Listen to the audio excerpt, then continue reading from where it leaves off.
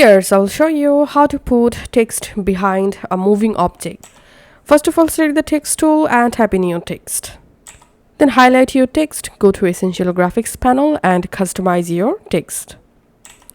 Once your text ready, you can just increase the text length according to your video length, and then we have to duplicate our background or video clip. So just hold down the Alt key and drag this clip and put the duplicated video clip above the text layer. Make sure the text layer is between these two video clips.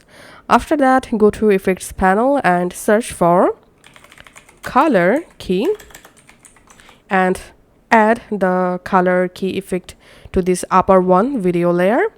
Then select the upper one video layer, go to Effect Controls, and here under color key, click on this color picker, and you have to select the background color where you've added your text. So I'm just picking this bird color, and then you have to increase this color tolerance until your text visible, just like this.